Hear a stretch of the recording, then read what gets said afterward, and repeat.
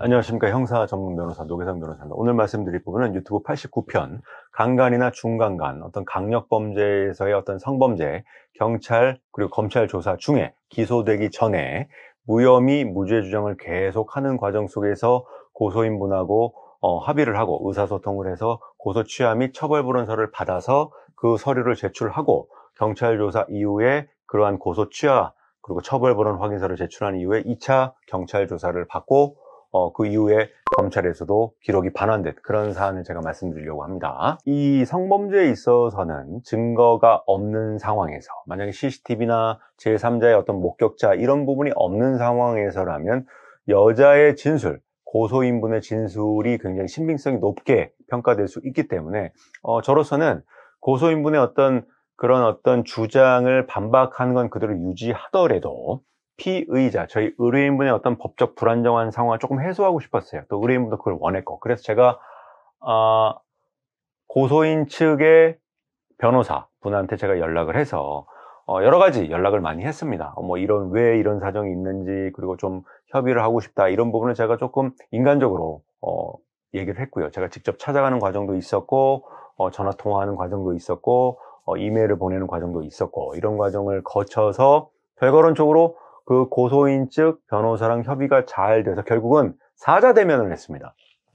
그러니까 저와 우리 의뢰인 그리고 고소인분과 고소인의 변호사분 이렇게 사자 대면을 했고, 제 생각에는 뭔가 사과를 받고 싶어하는 그런 부분도 있었을 것 같아요. 꼭 성범죄가 아니더라도 자신을 좀 자신이 원하지 않는 어떤 불편한 불만스러운 태도로 대했던 그런 모습에 대한 어떤 사과. 그래서 어떤 성적인 부분에 대해서는 사과할 수가 없는 부분이었고요. 왜냐하면 저희는 무죄 주장을 계속했기 때문에. 그래서 사자 대면을 했는데 아니나 다를까 좀 단둘이 얘기하고 싶습니다, 이런 부분이 있어서 저하고 상대방 변호사님분은 자리를 피해드렸고, 그래서 한 30분 정도 두 분이 얘기하는 과정이 있었고, 저로서는 본의 아니게 저희 의뢰인분이 이 고소인과의 대화 과정에서 어떤 성적인 부분의 혐의를 인정할까봐 걱정되는 부분이 있었습니다.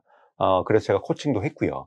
성적인 부분은 인정을 하시면 안 됩니다 라고 제가 분명하게 어떤 가이드라인을 잡아줬고, 근데 이제 다행히도 대화 과정에서 이분도 어떤 성적인 부분에 대한 어떤 디테일한 말씀을 안 하셨다고 하더라고요. 그래서 저희가 어떤 과정이 대화가 끝나고 저희가 이제 무죄 주장을 계속 하고 있는 상황을 우선 말씀드리고, 그런 상황 속에서 그래도 사건을 원만하게 해결하기 위한 어떤 위로금, 그리고 어떤 이런 불편한 상황이 생긴 거에 대한 어떤 위자료, 이런 부분을 조금 비용 지불을 하고, 합의금 명목으로 비용 지불을 하고, 고소 취하서, 그리고 처벌 불원 합의서, 이것을 한 장의 어떤 합의서 형태로 만들어 가지고 그 합의서에도 저희가 계속 무죄 주장을 하고 있는 상황 속에서 이렇게 합의를 한다는 것을 문구를 저희가 넣었습니다. 왜냐면은 이거 왜 무죄 주장을 하는데 그렇게 합의를 왜 하죠? 이런 어떤 부분이 있을 수가 있기 때문에 그 문구를 아예 넣었고요. 그래서 그거를 경찰 수사관님한테 제출을 했고, 그러니까 당연히 그걸 보고 다시 고소인분 조사를 하고 저희 또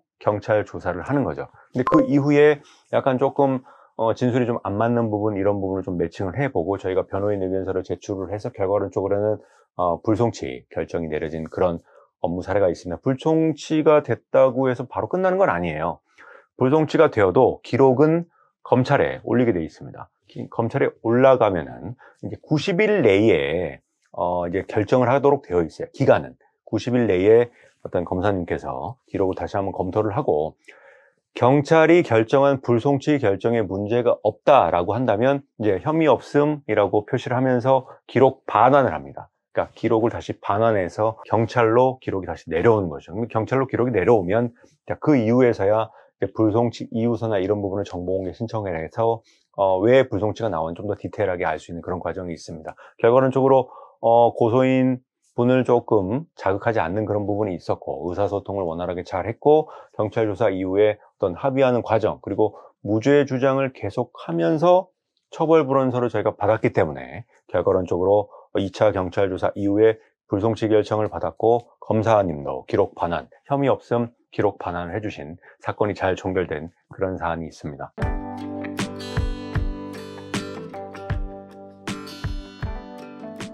오늘 말씀드릴 부분은 조금 약간 이례적인 상황이었습니다. 어떤 강간이나 중강간, 성범죄, 강력범죄에 있어서 경찰 및 검찰 조사를 받는 그런 과정 속에서 저희가 무혐의 무죄 주장을 계속하는 과정 속에서 고소인분에게 어떤 고소취하 및 처벌본원서를 받고 그 서류를 제출해서 1차 경찰 조사 이후에 고소취하 및 처벌본원서를 제출을 하고 그다음 2차 조사를 받은 이후에 변호인 의견서를 제출을 했고 경찰에서 불송치 결정을 받고 검사님도 혐의가 없다, 좀 불분명한 그런 부분 때문에 기록을 반환을 해서 불송치 사건, 무혐의 사건으로 사건이 종결된 그런 사안이 있습니다.